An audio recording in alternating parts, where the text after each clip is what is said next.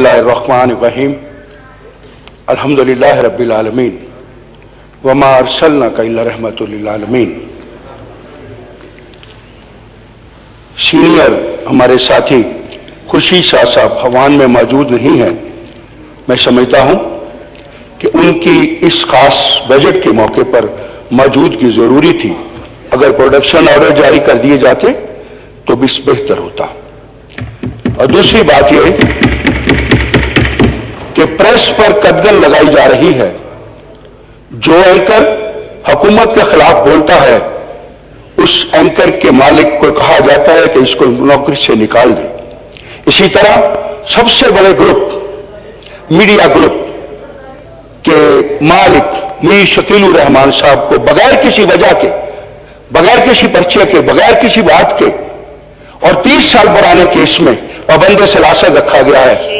और यह भी मीडिया पर कदगन लगाने की एक बहुत घिनौनी और गंदी मिसाल है।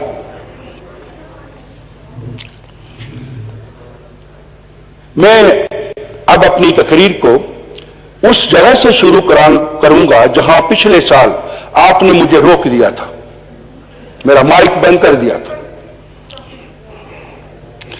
इमरान खान साहब, आपकी रौनक, जहालत और बेमगज पॉलिसी आपके अमल से अया है। आपने पाकिस्तान की मायशत को और आवाम की जिंदगियों को दांव पर लगा दिया है। ये बात एक तरफ, दूसरी तरफ सहाफी का कलम, दाई की जबान, एंकर की बात, जज का हथौड़ा, नेब की हथकड़ी, जर्नल की छड़ी, सब आपके साथ हैं। लेकिन इसके बावजूद आपकी कारकर्दगी 0/0 है।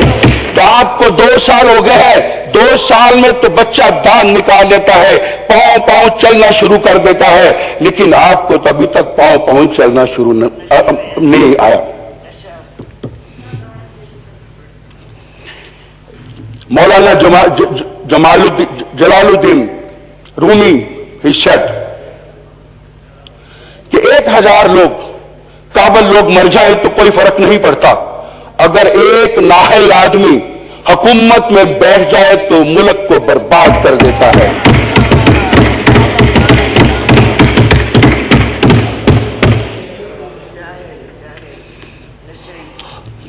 और ये नाहली आपका सबसे बड़ा जुर्म है। खुदा के लिए लोगों उठो, पेशतर रिश्ते कि मुमलकते खुदादाद को किसी और भंवर में यह फंसा दे। इनका मुल्क से जाना, इनका हटना इक़्तिदार से बहुत जरूरी है।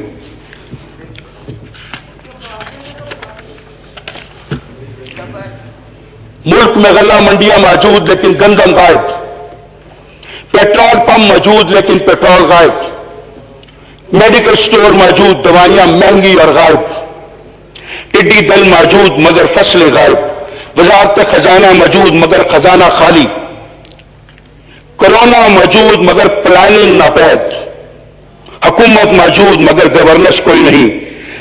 नाहल हुक्मरानों, इल्जाम तराशी, इंतकाम की सियासत कोरोना के पीछे कब तक छुपोगे? और यह वो हुकूमत है कि अगर इसको सहारा डेजर्ट दे दिया जाए तो यकीन कीजिए ये सहारा डेजर्ट में भी रेत की किल्लत पैदा कर देंगे।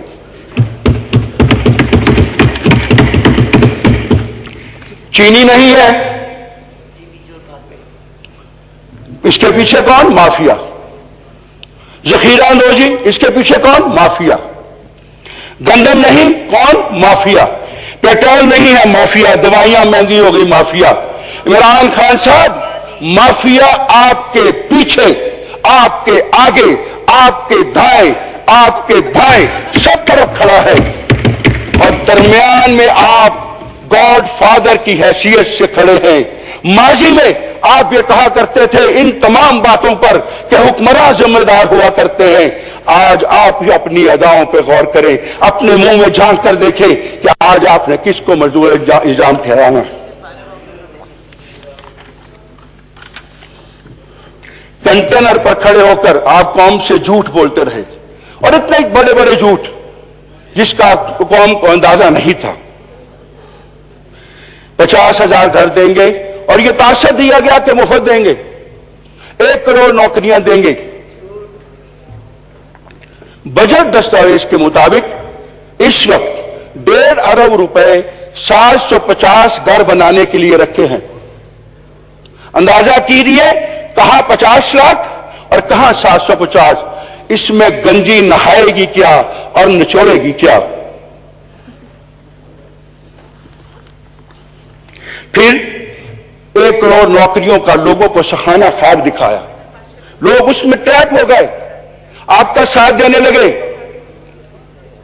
کرونا سے پہلے آپ کی بے مغز پالیسیوں کی وجہ سے, آپ کی جہالت کی وجہ سے, آپ کی نااہلی کی وجہ سے, نااہلی کی وجہ سے تقریباً 1,50,00,000 لوگ بے روزگار ہونے کے بعد اب یہ تعداد 1,20,00,000 بڑھ گئی ہے.